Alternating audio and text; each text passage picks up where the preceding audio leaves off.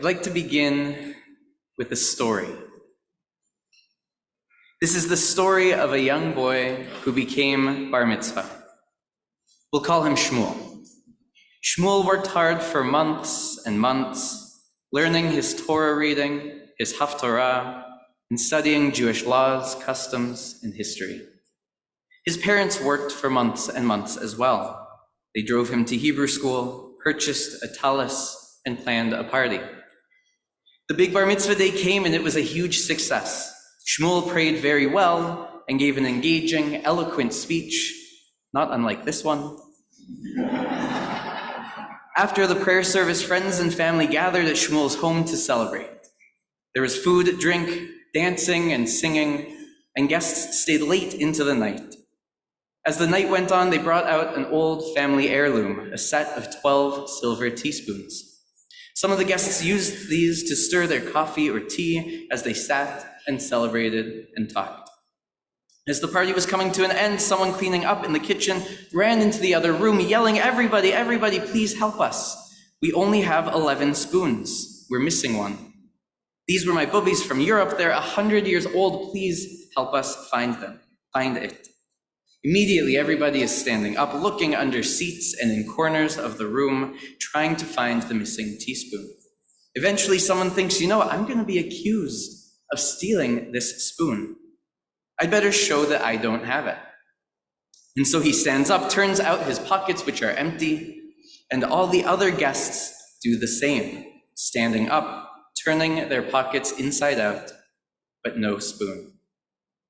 The rabbi never gets up, doesn't look for the spoon, never turns his pockets inside out. Well, to make a long story short, they never found the missing teaspoon. And years later, whenever anyone would talk about this, someone would always come to the same conclusion: the rabbi stole the teaspoon.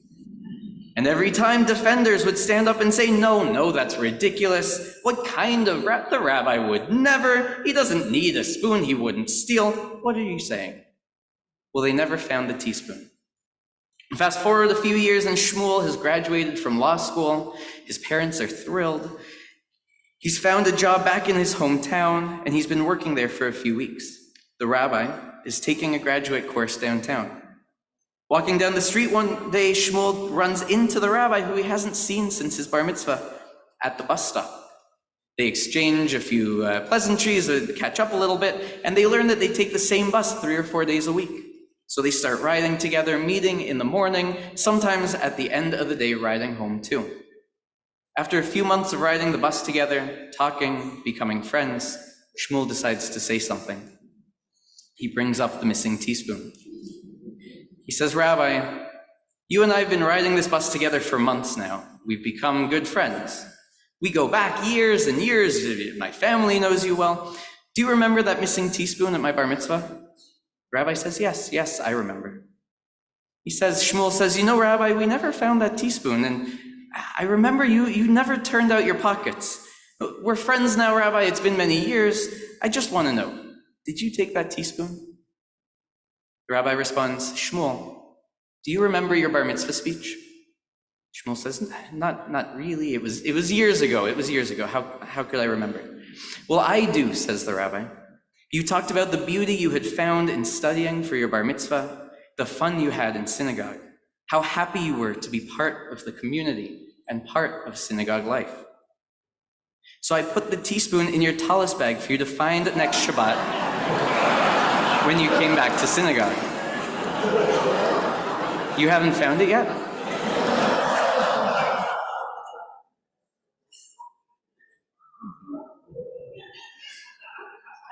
They say you should wait until at least your second real year as a rabbi before you start guilting people into coming to synagogue. So I promise that's not what this sermon is about. Today, really this week, and really this part of the year is one big reminder that we are not perfect. Avinu Malkeinu zechor ki afar anachnu. God, remember that we are dust. Avinu Malkeinu, have pity and compassion on us. Soon in our liturgy, we'll say, Ein anachnu azei fanim ukshe oraf lomar tzadikim anachnu. God, we're not so bold as to say that we're tzadikim, that we're so righteous, and to tell you that we haven't sinned. Of course, you know and we know that we have sinned. Our liturgy throughout the high holidays reminds us of our errors and our imperfections over and over again. I spent the last month, all of Elul, standing on the bima and in front of classes, speaking to you individually and in groups, telling you that this is the season of Cheshbon HaNefesh, that it is a time of counting and accounting for our wrongs over the last year and working to right them. Also working to find peace or wholeness with those we've hurt.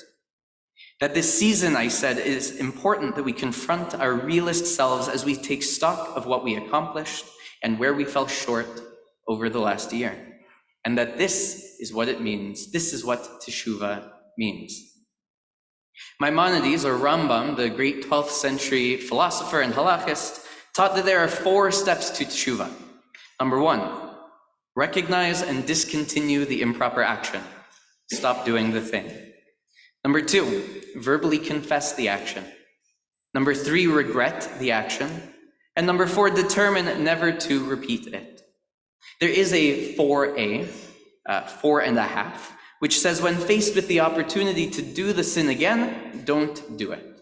And this is called complete teshuvah.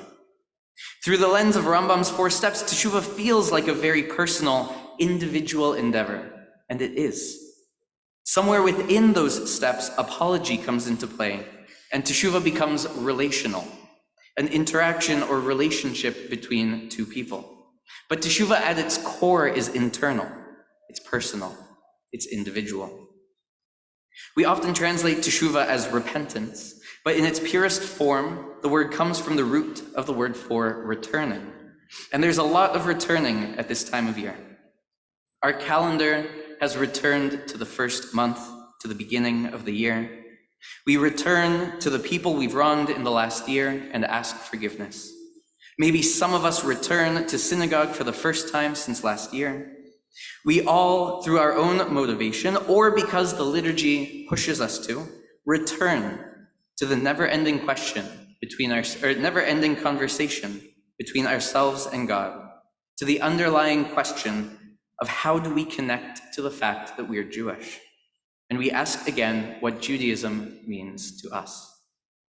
Rabbi Gerald Skolnick wrote once that for many of us, the greatest impediment to our genuine teshuvah is our chronic inability to get past the first step. He says that we're either not honest enough or not courageous enough to realize, appreciate, or admit that we have made mistakes, that we're not perfect. I think it's the opposite. I think that in fact what we're best at is realizing, appreciating, or admitting that we've made mistakes, and that too often we don't know how to move on from that. That many of us get stuck in the loop of Rambam's first 3 steps, noticing we did something wrong, feeling regret, confessing, or apologizing, and we stay there. On Rosh Hashanah, I taught on the line from the Shulchan Aruch that says when we realize we've wronged someone, we must go to them and apologize. And if after the first apology, the wronged party is not appeased, we must return and try again a second and a third time. Im eino mitpayes barishona, yachzor ve'elech pam shniya u'shlishit. We're told not only to apologize, but we must apologize 3 times, on 3 separate occasions in 3 different ways. I quoted Dina Weiss, who wrote that we may have expected the rule, to be apologized indefinitely until we're forgiven, or perhaps apologize until we can apologize no more. But in fact, we simply try 3 times, and then we must stop. In other words, 3 apologies is not only the minimum, but the maximum. According to the Talmud, we have an obligation to try those 3 times. But after the 3rd unsuccessful apology, we need to accept that we may never be forgiven. Rather than continuing to push for forgiveness, we have to move on with our lives. We need to shift focus onto something that we can actually control. We may be inclined to pressure people to believe we're sincere, to push and nudge and remind them just how sorry we are. But we have to accept and remember that doing teshuvah is not only about changing how others feel about us, it is also about changing who we are in ways that are realistic for us. This is important not only in dealing with fallout from having hurt someone, but it's transferable to all parts of our lives. A trope I've heard often around many of the Jewish communities I've spent time in is people referring to themselves with labels like good Jew or bad Jew, not referring to how they treat others, or if they're loving and supportive friends and family members, or any moral or ethical measurement really, but to describe their religious observance, mostly to describe how long it's been since they've come to synagogue. Oh, I've been a bad Jew recently, it's been a month since I was at shul. There are certainly Jews out there who are good, and there are certainly Jews out there who are bad. But I'm confident it has little to do with how many Saturday mornings their rabbi has seen them recently. The point of teshuvah is that we actually don't need to live with constant guilt. Now that comes with a little more explanation. Teshuvah isn't just something we do for a few days in the fall between Rosh Hashanah and Yom Kippur. It's a process. It's a way of living. And we all need to buy into the process, to work to create an environment where people are comfortable apologizing and they're comfortable talking about the ways they want to make changes in their lives. On a personal level, individually ourselves, we need to commit to not getting bogged down in feeling bad about ourselves and where we might be lacking. The point of the rule of saying sorry 3 times is that we should not allow ourselves to fall into a cycle of apology and regret, which is ultimately unproductive. Our tradition understands we may feel productive, we may feel like we're accomplishing something by apologizing over and over again, but the reality is we're not. And so we're taught, and we're wasting time we could have spent doing real work. And so we're taught to try 3 times and then to move on. Moving on doesn't mean forgetting the thing we did wrong or the change we want to make in our lives. It just means shifting from expressing it externally to focusing internally, affecting change in ourselves. And I should say that I'm not good at this. Maybe it's because I'm Canadian. It could be that my people are just inclined to apology more. But for whatever reason, it's been hard for me to get into the mindset of apologizing 3 times and then being ready to move on, knowing that I've done what I can, realizing I've done all I can, then shifting gears towards change, internal change that I can affect. Something that's made teshuvah a little more accessible to me is this theory that I have. We each have a one more thing. We can call it our teaspoon. Bet you didn't think I'd relate it back to the story at the beginning. We each have one thing we should be looking for. We each have something we can add to our lives, a habit, a practice, one more meaningful way to connect to Judaism, one thing we can do to make our lives a little more beautiful, a little more full. One thing. Now, it's important to recognize that there might be 8 things that we could do, that we could change or add. There might be 30 things. But the more we think about, the more we focus on all of the options, the less likely we are to start doing any of them. That's how we end up in this cycle of apology and regret without actually doing anything. And so the theory is one more thing. There's one practice, one routine, one meditation that we can try out. For some of us, perhaps it's a religious practice. Maybe we feel guilt for not coming to synagogue more often. So our teaspoon, our one thing, might be picking a day each week or each month, and we make that one day our day to show up earlier than Kiddush. Or maybe there are some, not in this room, who zone out a little bit during the Amidah. Maybe our one more thing is picking a line or a verse to say to ourselves, to think about, to focus on, to stay grounded throughout the prayer service. We so often think of the project as say the Amidah, or pray more, or come to synagogue all the time. But this framing sets ourselves up to feel like failures if we miss one. The whole point of Yom Kippur, the whole point of teshuvah, is that we're not failures if we miss one. Teshuvah means finding and identifying appropriate, attainable work that we can do, changes that we can affect in ourselves and our lives. It teaches us to get out of our rut, to get over ourselves a little bit and stop feeling bad that maybe we don't do all the things, instead to pick one. Perhaps it means doing less, but actually doing it, instead of deciding to take on everything and ultimately doing none of it. For others of us, maybe our one more thing, maybe our teaspoon is not based in religious practice. Last year, or maybe a couple years ago, my one more thing was calling my parents every Friday to say Shabbat Shalom. Now, I also call them on other days. I know they're watching tonight and they can confirm I do call them more often than every Friday. But I was in that place of feeling like maybe I wasn't talking to them enough, wanting to talk to them more, and realized that instead of doing anything about it, I was starting conversations with sorry I haven't called more recently. Teshuvah is the opportunity to refocus, instead of all the things we aren't doing, all the things we could do better, to pick one. And it's true, as some of you may be noticing, Teshuvah sounds a little like New Year's resolutions. But while Teshuvah is indeed work on ourselves, it's based on relationship. Our relationships with others, our family, our friends, our community, and our relationship with God. You may be thinking, okay, Rabbi Goldberg, I get it, and you sound great, and you look great, but I'm not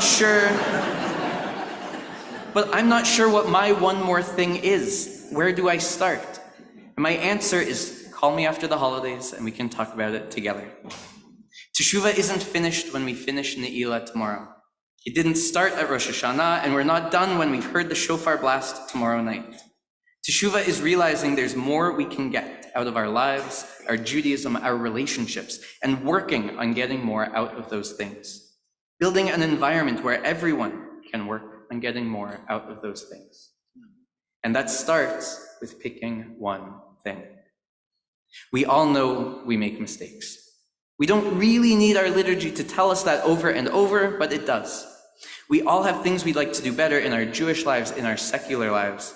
And so I challenge us all. Let 5784 be the year to not get overwhelmed, to not let ourselves panic and hide from it, but to pick one thing. Just like Shmuel, we each have an antique teaspoon.